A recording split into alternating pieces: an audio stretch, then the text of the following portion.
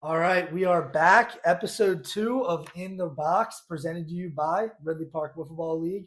We got an exciting show today. We're going to cover the start of our Season 10 recap in more detail. Talked a little bit about it on Episode 1, but we're going to go in depth. We're going to go team by team, and in doing so, we're going to bring on a couple special guests. So on the panel today, I have my co-host, Jack Liberio. How you doing, Jack? Good. I'm doing good. And then we wanted to start with the boys up top. We have the Royals, tried and true, the face of the franchise, Zane, Johnston, and Chris Durning. Yeah, champions, the champions. What's up, boys? How we doing? Yeah, happy to be in the box.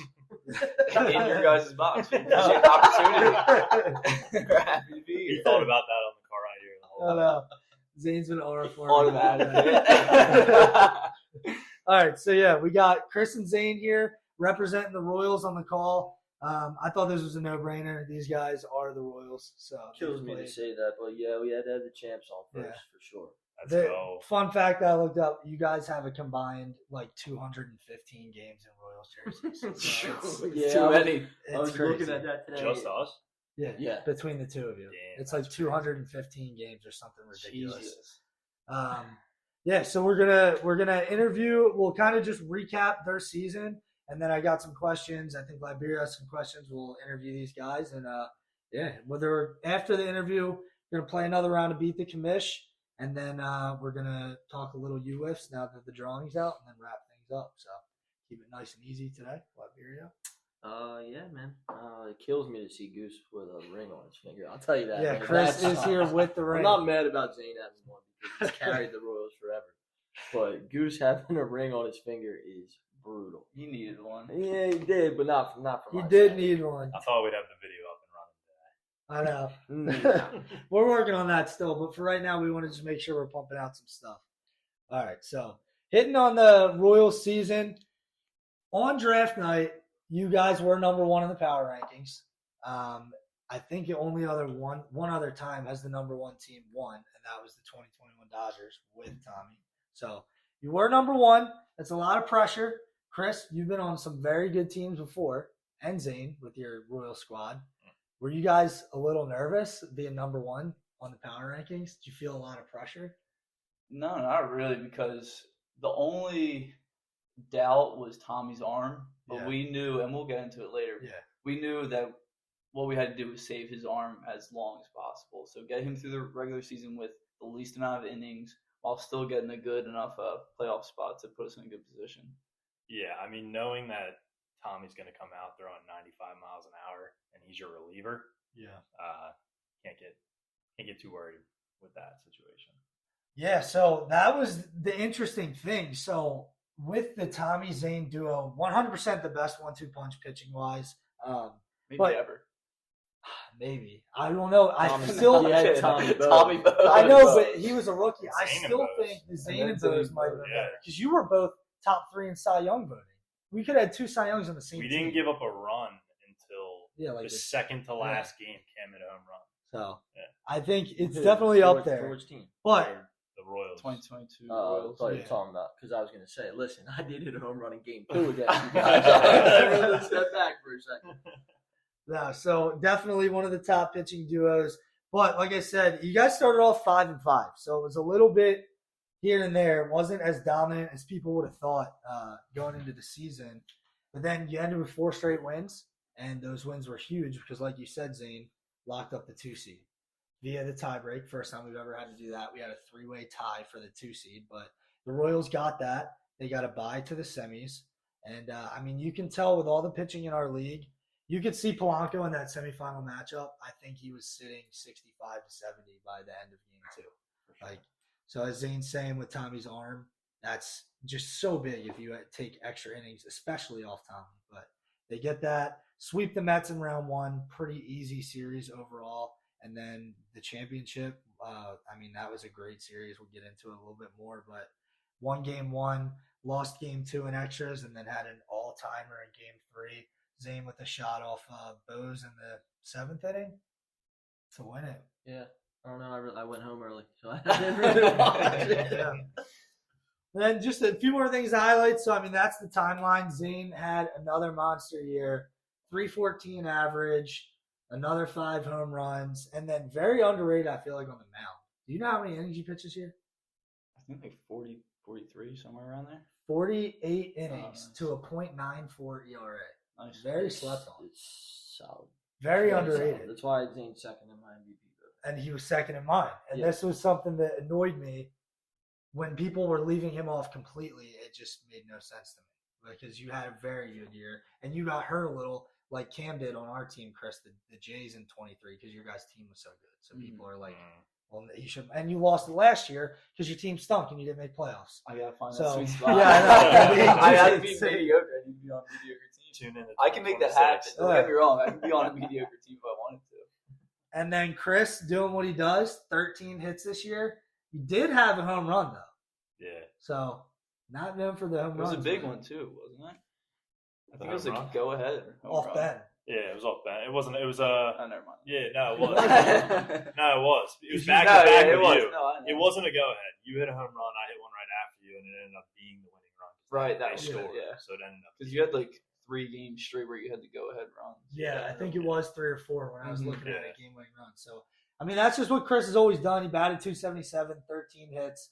Not gonna hit nukes off crazy pitcher, but you know, I mean, when Zane's hitting like he does, that's all Chris really needs to do. And then Tommy, very slow start at the plate this year, but did pick it up. Had a huge hit in the playoffs to walk off against Polanco in Game 1, and then Riz with a solid year too. 2 home runs, game-winning bomb off of Polanco to help secure that 2 seed. And then you had the home run off those, which is obviously the biggest of his career in Game 1. We have to get into that first off. For your third round pick to hit a bomb off Brendan Bowes, Cy Young MVP in the first game. Was it the first at bat, right? Might have been second. Might have been second. So yeah, it would have been first at It would bat. have been his first at bat. So he steps into the plate and just it's a moonshot. I mean, it gives your team all the confidence in the world to me. That if this guy can do it, and I'm not throwing shade on Riz, he's the guy that we all say has the prettiest swing. Not a lot of contact, but he has the prettiest swing. If that dude is going to go out there and hit a bomb, why can't we?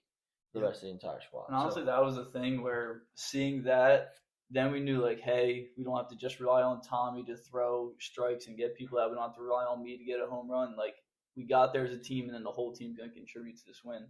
And honestly, I was so happy it was Riz because I think twice before in the season, his home runs weren't on streams, and they were pretty big home runs.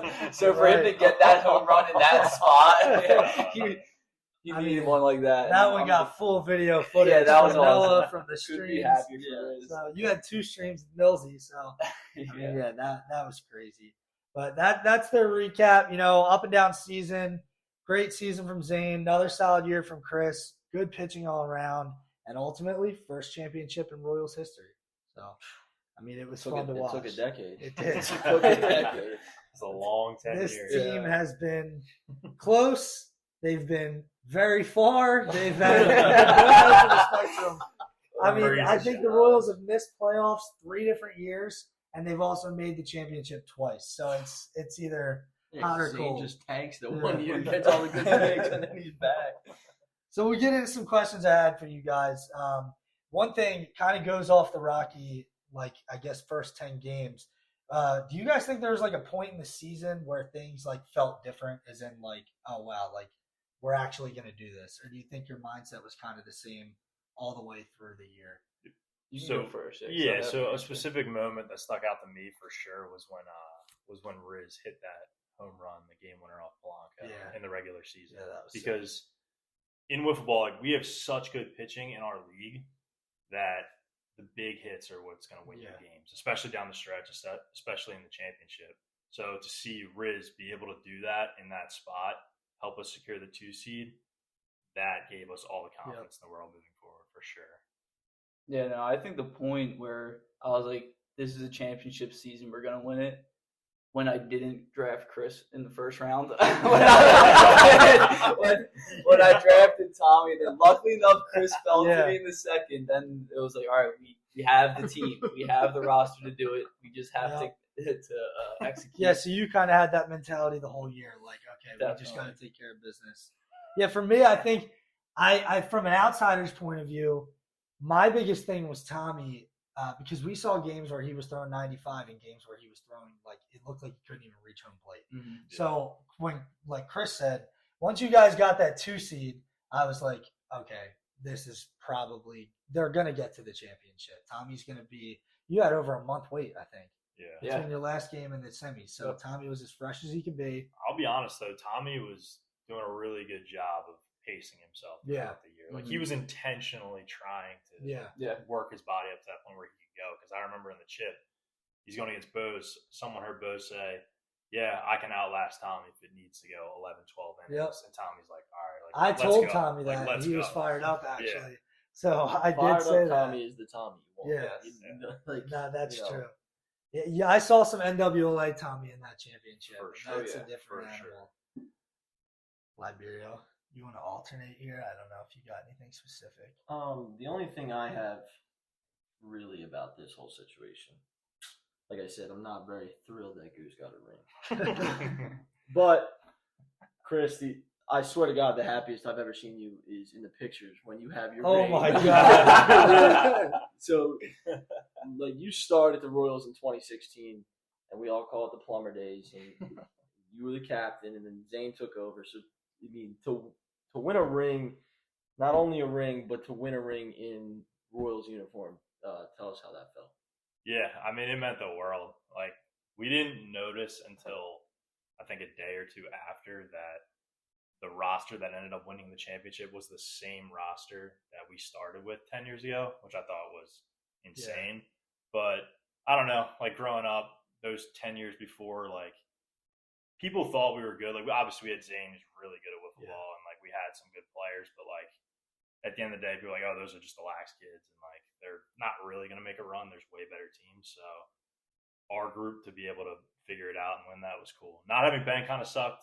Yeah. But like that was kind of brutal. Like we were texting him on the side. He texted us like good luck, but like having him definitely would have been awesome. But no, it meant the world. And like you could see like you said in the pictures, but like Noah took a really good video, like just my arm around Riz. Like I have a screenshot of that picture. I have it framed now. Like that meant so much to us. And like first thing Zane said to me when he came over was like, finally, like we did it. Like this group, it would have felt weird doing it with another group.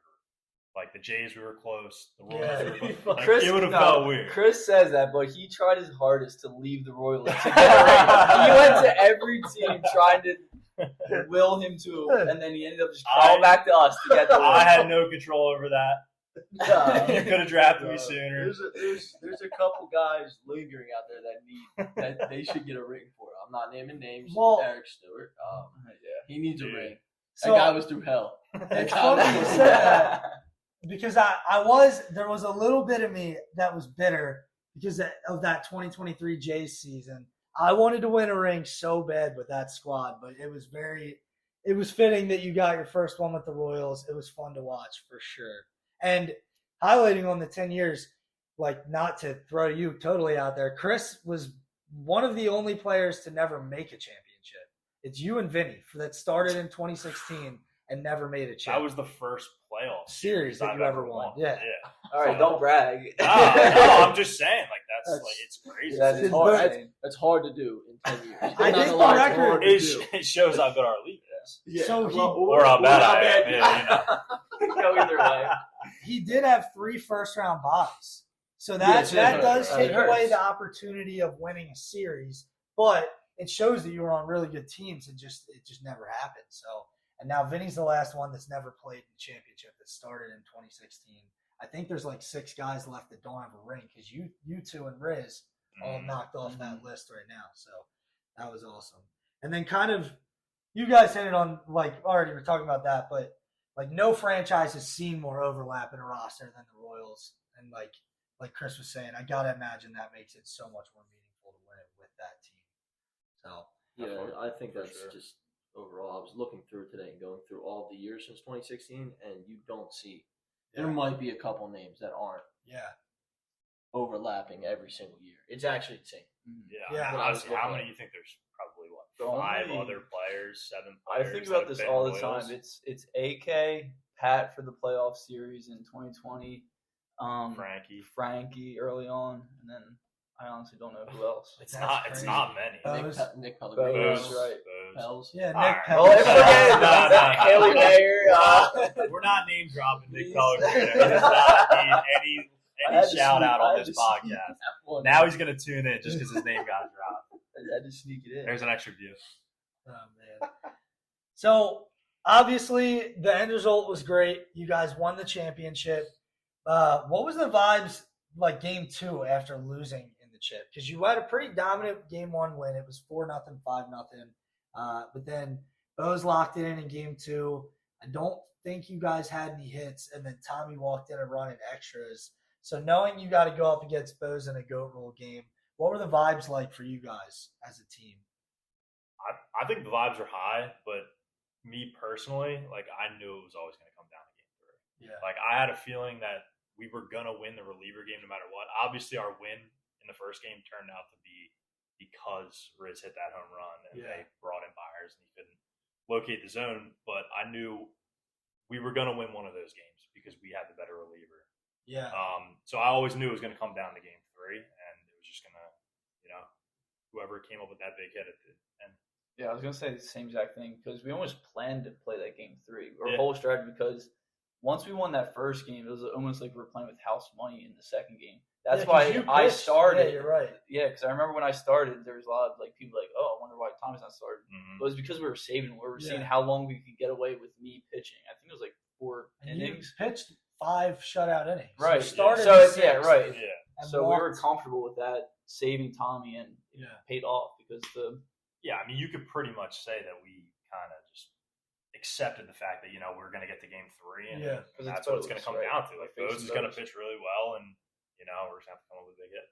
Yeah, no, I like that. I think the only way it could have gone 2 was, it almost hurt how early Riz hit that home run. I said that to him right after he hit. I was like, you couldn't have waited 3 or 4 innings? Yep, because then it lets Bose pull himself and basically punt game 1. Yep. And then have the whole second game. So it really shifts to that mindset. But no, that's good. That's what it takes.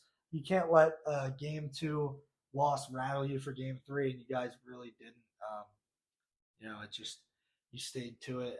It's Bose. It's not like you guys raked him, but you ended up coming up with a big hit. And Zane, that was pretty interesting. Where I will say, you were kind of kept in check the whole series before that hit. I think you were like that high 1 for riser. 10, 111. I kept chasing that high riser, and he knew I thought I could get to it, but Bose just locates so well, and he knows where to put it for which players, and he had my number all series. But I got one. I got the one. That's all. Like Chris said, in wiffle ball, that a lot of times that's all it takes. Now, do you think that's the biggest home run you've ever hit? I know you've hit some big ones in ball, NWLA. You don't realize the relief. Once that came off my bat, pure blackout. I wasn't hearing, like you said, I was smelling colors around his face, and then seeing Riz. Tommy was way back in the woods peeing when it happened, but seeing those guys at home plate, I was so happy. Yeah, that was awesome. And I do feel like we've talked about this enough, but I feel a lot of similarities between this Royals win and the Lone Balls finally getting this win in ball. Mm-hmm. So, like, when you're saying, like, right off the swing. Yeah, you know the feeling. That's like when Luke Richter swings at that high slider after they almost come back. I'm like, oh, my God. It literally feels like a 10,000-pound weight just lifted off your shoulders. You don't have to hear any more chirping about no rings, which nobody really chirped you that much about it, but Chris was a victim. A lot of times, byline. I thought Zane had a ring. Oh, no. I thought he had a ring the entire time. I would have chirped him too, but I knew he didn't have a ring. Oh, my God. Yeah. I don't want to say it, but not to take anything away from the championship we won, but winning the 2023 championship with Stu, Riz, and Ben probably would have felt better just because of that team and how we battled out of the play-in.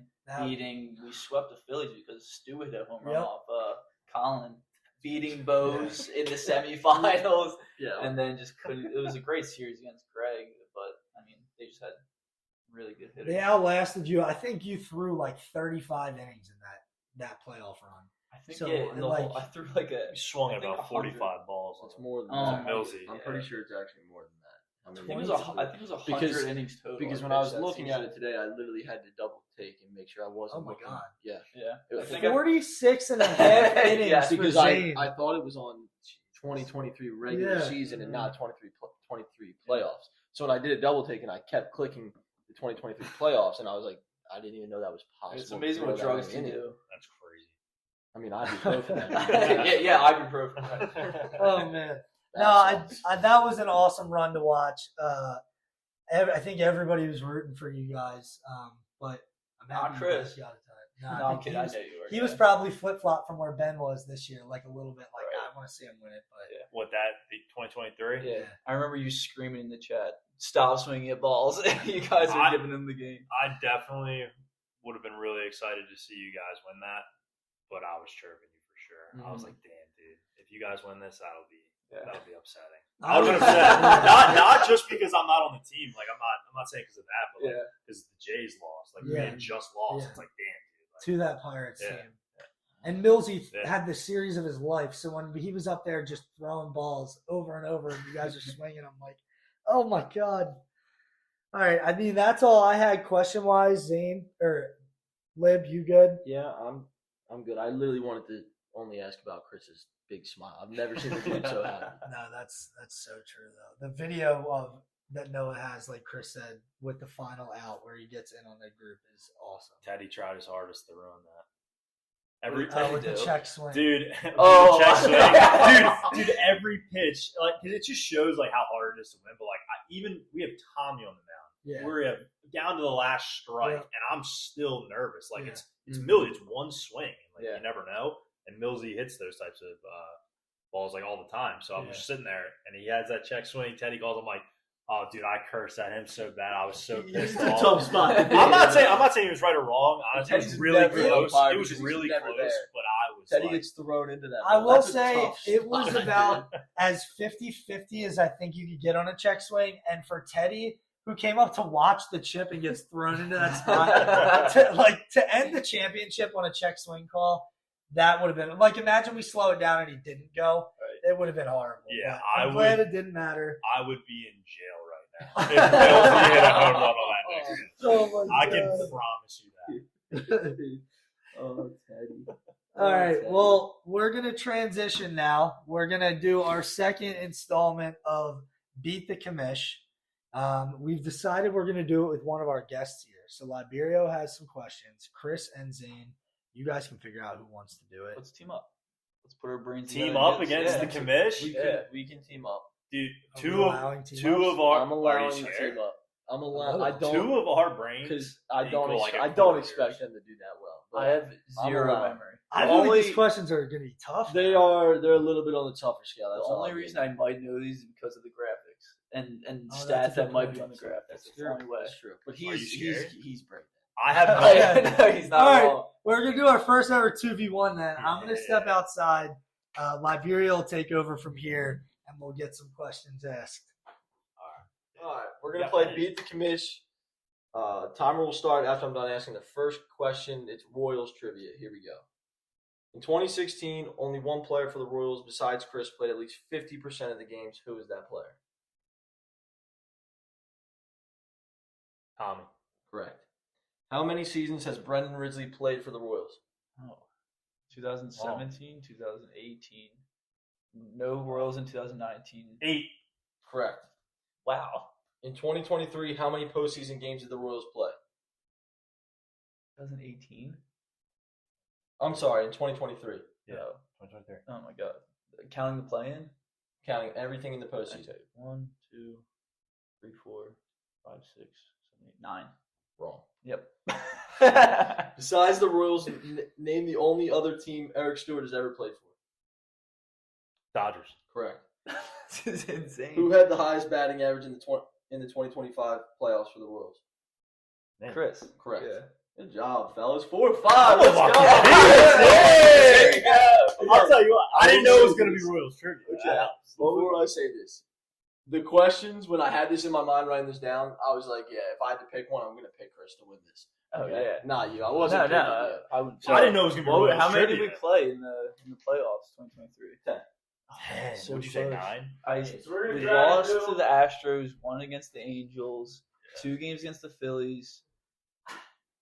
I guess it was 3 games against the Sox. Yeah. Rats. All right, Bill's coming back. It's you versus Chris. I'm just gonna tell you now. I was zero help. I heard some cheers, so I'm a little nervous. All right. As you know, Beat the Commish, 5 questions. It's Royals trivia. Okay, it's all about the Royals. We're gonna have to do some editing, by the way. We messed up a little bit in the start. I messed up by not announcing the category here. So, minute 45 this week, since we had 2 players, I added a little bit more time. So you get a little bit more time to think. Okay. Start the timer as soon as I'm done asking the first question. Can you tell me when I get to like a minute or something? Yes, Since it's I will let you know. Okay. Royals trivia. Royals trivia is a category. It's Royals trivia. In 2016, only one player besides Chris played at least 50% of the games for the Royals. Who was that player? Tommy Loftus. Correct. How many seasons has Brendan Risley played for the Royals? Oh boy, pass for now. In 2023, how many postseason games did the Royals play? 10. Correct. Besides the Royals, name the only other team Eric Stewart has ever played for. Dodgers. Correct. Who had the highest batting average in the 2025 playoffs for the Royals? Zane. Wrong. How many seasons has Brendan Risley played for the Royals? Down to a minute. Minute? Okay. He's getting in the lab. 16 he did. 17 he had to have if he played. 18 I think he did. 19 definitely not. 20.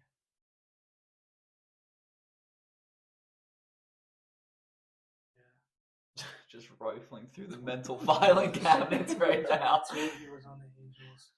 23 he was on that team. 24 I would say 8. Correct. Let's go. Damn. So what I finished 4 for 5? 4 for 5. We got a 4 for 5 tie off. Oh man! First tie. Holy First shit! tie. That 8 was for the 45. tie. That was for the tie. I can't believe you got the one wrong. Well, It was so Chris. I thought I was just looking at it. I thought you batted 270. I batted 500. No, I was looking at the regular season stats.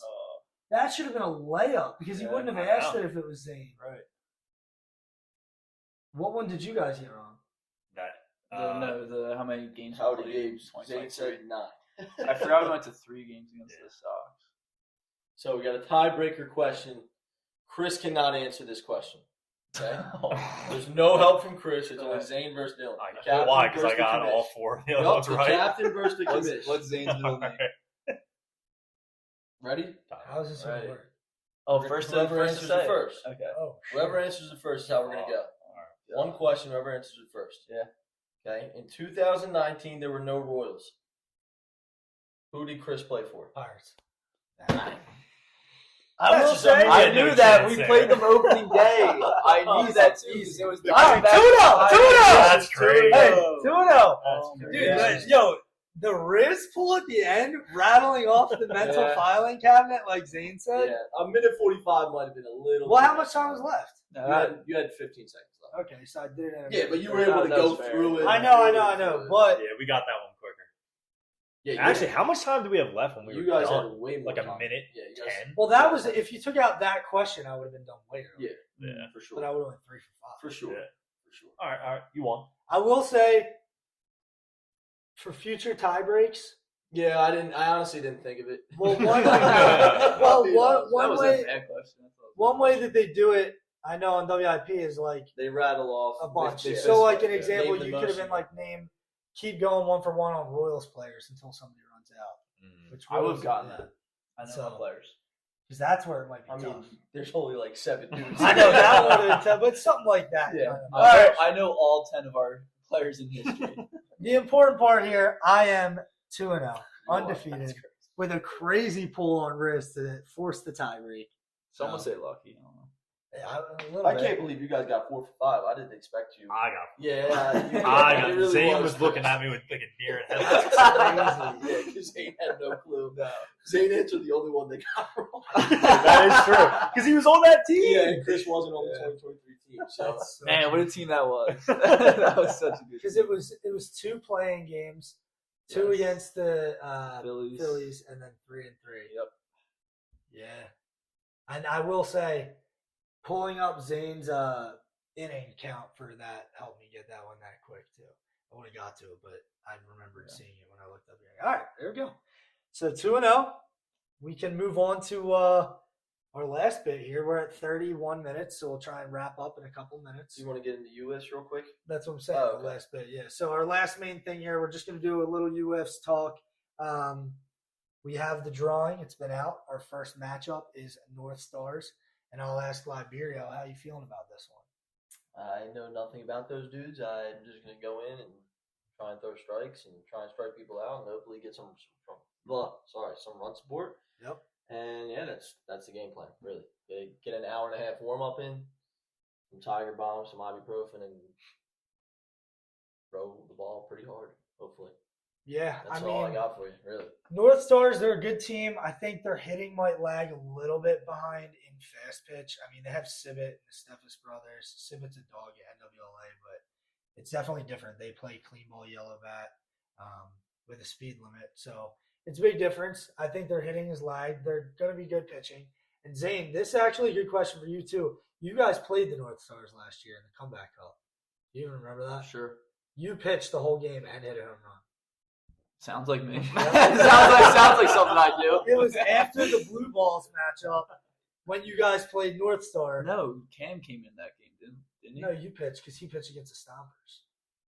No, he bailed me out of the North Stars game. Oh, okay. Yeah, I loaded the bases in like the third or fourth. Okay. Yeah. Well, there you go. It does not sound like you. Yeah, I knew that sounds too good to be true. No, but I mean, you've had some big Uwiffs moments. I know you can't make it this year. You have work, right? I'm in Las Vegas for work, yeah. Yeah. Oh, I wish I could be in Newark. Oh, man, this stinks. I'm missing Uwiffs. No, but how you feeling about it? Do you wish you were playing in it after the RP season, or are you kind of especially after NWLA? Yeah, because that was so much fun, and I feel like we're so close to putting together a national championship. You guys won them all, obviously. I mean, there's just so much momentum that would have led right into Uwiffs. And you guys have a good roster. It's not like you guys are a bad roster by any means.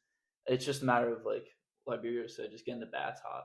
The bats have been hot, and hopefully they'll continue to be. But just Uwiffs is a tough tournament, especially pitching-wise. So I'll be tuned in. I can't wait to see. Give us your X Factor. Who's the X Factor? Teddy. That's what I said. Yes. I love Teddy to death. Why is it Uwiffs? Why is that his kryptonite? I don't get it. He's such a dog, but for whatever reason, Uwiffs gets to him. He needs to be on his game if we're going to make a deep run in that tournament. He'll be fine at the plate with pitching. So we have North Stars game 1. Yep. And spoiler alert, Liberio's throwing. So for our 10 listeners outside of RPWL, you just got inside edge there. The A's haven't played in a while, so you should be fresh. Mariners. Oh, shit. Wow. Damn. I thought I was the guy. Damn. Wow, that's so we got Air Libby on the bump. Big role for him to fill. And then game 2 looks like if we win, probably with Inc. If we lose, NWL. Looking at our bracket, how do you feel about our chances to go 2-1 or 3-0 here? I hate to say this. I only know a little bit about the bracket and how Uwiffs works, dude. But I just think it's all going to come down to the bats, you know. Yeah. And if I can throw strikes, in those first 2 games and keep us in the game, then there's no reason why we shouldn't be able to put up 3-4 runs the entire time. So as long as I keep us in the game, then we should be good. We should be ready to roll, and we're going to rock with Sean and Cam and Teddy to throw, and hopefully Colin get the bat going. So I'm excited. Feels like this is definitely the biggest tournament team I've ever played on. Yeah, I was gonna say that. It's not nerve wracking because I get to play with my friends. So, but other than that, it's ready to play. I'm excited for it, and I think Zane made a good point. This team has a new mindset after Maul, because I will say when Bose was off the roster, that's a blow. He's one of the best pitchers in the country, so it's a blow when you lose a guy like that. But after the Maul win and seeing how well we hit, I feel like we can definitely still go on a run. So I'm excited to get up there. We'll be there Friday night. I'm still debating on whether or not I wear the belt around the stadium Friday night. We'll see. Yeah, I mean, there's only one thing I'm not excited about, and that's being in a room, sharing a room with Colin and Sean. Are you guys in the Red Roof? We're not in the Red Roof. Zane, me and you made that. You saved me from the Red Roof. Yeah, Zane wanted to stay that night, and if anybody knows about the Red Roof Inn in York, do not go there. Please, God, don't go there. Oh, man. All right, so we're going to get into our last little segment here. We didn't do it last week because we recorded on a Sunday morning, but we are going to do it this week. And moving forward, we're going to keep doing it. We're going to call it our PODlay. We're going to put together a parlay for the NFL on Sunday. We have Chris and Zane on, so they're both going to give picks as well. And, yeah, we're just going to kind of see how this goes. We'll keep track of our records and stuff, but whenever we have guests coming on, we're gonna kind of rock with it and see what happens. Liberio, you want to kick? You want me to start? Okay. You see me on the FanDuel app here. Yeah. You're looking at the live odds right now. Well, I'm looking at one game. The bad game. Giants versus the Saints. The Giants are underdogs. I'm taking the Giants money line at plus 104. That's what I'm taking. Our neighbors. I'm taking the Giants plus 104 is what I'm taking. Jackson Dart and Cam Scattermo. I like that pick, actually. Zane, we'll go to you. We'll just go around now. Yeah, I'm going the complete opposite direction. I think the Bills are like 8.5 favorites over the Patriots. 7.5 is the line. Even better. Yeah. Give me Josh Allen and the Bills to handle business. Okay, in the division, 7.5. Chris? Yeah, I got same game as Lib, Alvin Kamara, anytime touchdown. I'm on the opposite side of it. I'm fading Lib. A lot of offense coming from the Saints. Kamara screwed me 2 weeks in a row. He's got about 6 points in fantasy. He's averaged in the last 2 weeks. So odds are going to be boosted with that. Here we go. That's a anytime touchdown, Alvin Kamara. Do we have to put this in? 41. We're putting it in. Oh, yeah, definitely. I will. I'll close this out. I'm gonna go with. I'm riding the Daniel Jones hot hand. I'm gonna go with the Colts minus 6.5 against the Raiders. Yeah. So we're gonna go with that. So summary, in case you want to follow along and bet it, we have money line for the Giants over the Saints from Liberio. We got Zane with Buffalo minus 7.5 over New England. Chris going with the Alvin Kamara anytime touchdown. What are the odds on that? Do you have it? Gotta be like I plus can 210, right plus here. 180. They might be lower. It doesn't matter. We're printing money. not Is what even we're doing. Money. And then the last pick, I have Colts minus 6.5. Those odds have not come out yet. Okay. So you can listen to that and throw it in if you want. I'm going to try and get this posted tomorrow or Friday. But yeah, that's all we have. As usual, follow all of our socials. It's pretty much RP_wiffleball on everything. We have a link tree in our Instagram that is set up for that, so you can check that out. And then for next time, we're going to bring on the runner-ups, the White Sox. So we'll have Bose and hopefully Wayne Shambo on the call. It's a wombo combo. Yeah. Two complete opposites. But yeah, Chris and Zane, thanks for joining. Our first ever podcast guests. Yeah. Thanks for having us. Thanks for letting us in your box tonight. All right. We're ending it on that note. Thank you all for listening.